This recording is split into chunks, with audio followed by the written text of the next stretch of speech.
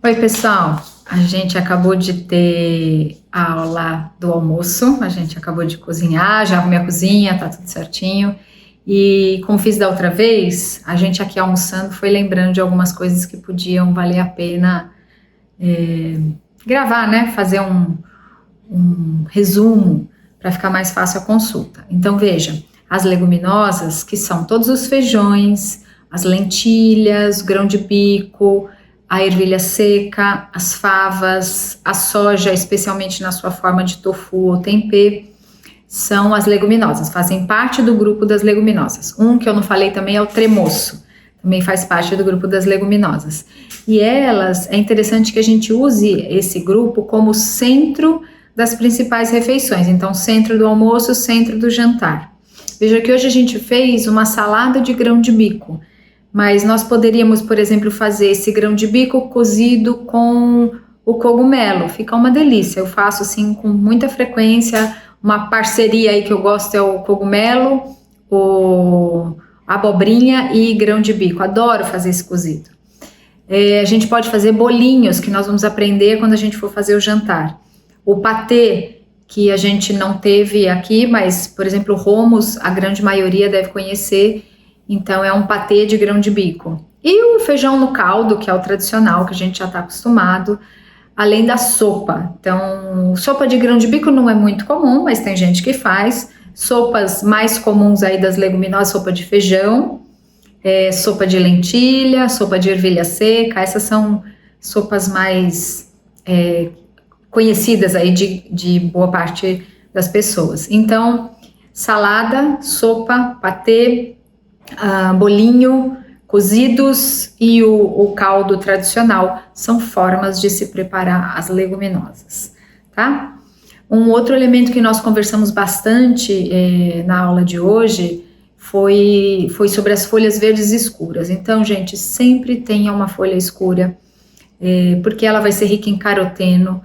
Algumas delas têm um teor de cálcio muito interessante e o cálcio é um elemento importante para várias funções do nosso organismo, como contração muscular, transmissão de impulso nervoso, além da formação óssea, é claro, que é onde a gente armazena cálcio.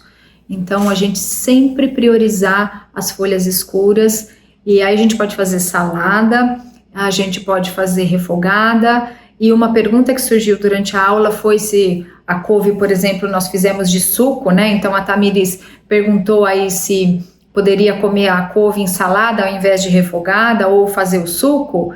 Então são opções, por exemplo, da couve em si, fazer no suco verde como nós fizemos na aula do café da manhã, fazer refogadinha como nós fizemos hoje e também fazer uma salada, e aí de qualquer uma delas. Lembrando que quando a gente refoga, a gente diminui o volume e aí fica mais fácil comer uma quantidade maior. Se a folha tá crua, a gente tem que mastigar muito, ela dá uma sensação de saciedade maior. Então fica a dica para você fazer conforme o seu gosto. E uma coisa que eu não falei na aula, que eu ainda falei para o Rodrigo, nossa, eu esqueci de falar que isso era bem legal. Então fica aqui no vídeo. A couve, muita gente faz chips de couve. Então do jeito que vocês viram eu picar a couve daquele jeito, é só passar sal e azeite nela crua mesmo, e colocar no forno. E dá para colocar lemon pepper, dá para colocar só uma pimentinha, dá para brincar com os temperos da mesma forma. E aí você leva ao forno e ela vai dar uma tostadinha, ela vai ficar crocante. Você tem que ficar de olho, porque aí se passar vira carvão mesmo. Eu já fiz isso, já aconteceu algumas vezes. Dá para fazer também na air fryer. Então quem tem, eu não tenho, então não tenho habilidade com air fryer, mas de vez em quando eu faço ela no forno e fica crocante, fica bem gostoso. Então é um outro jeito.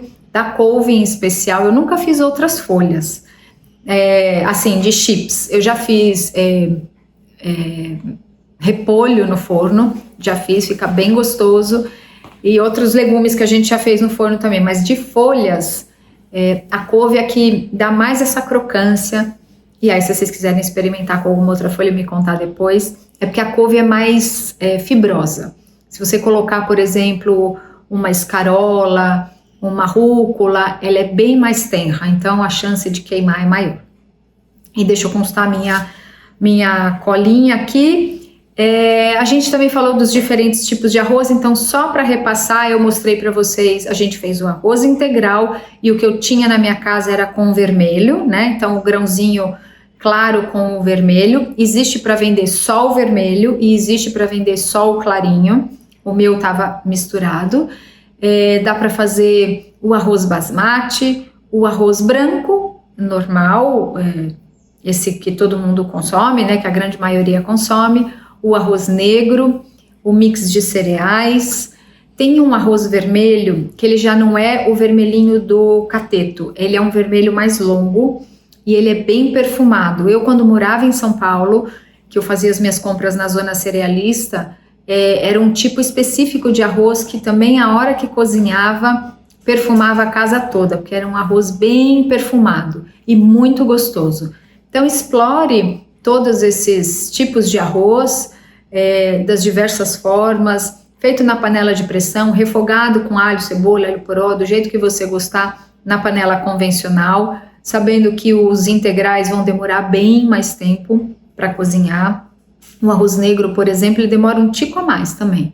Então, se a gente colocou aí uns 15 minutos de arroz integral, você pode botar uns 18 a 20 minutos do arroz negro e colocar um tiquinho a mais de água. Então a gente pôs 3 partes de água para uma de arroz. No arroz negro talvez precise de 3 partes e meia, tá? Às vezes dá 3, eu já experimentei 4 ficou muito empapado. Eu gosto muito de arroz empapado, mas se você gosta de um arroz mais sequinho, então coloca menos mesmo.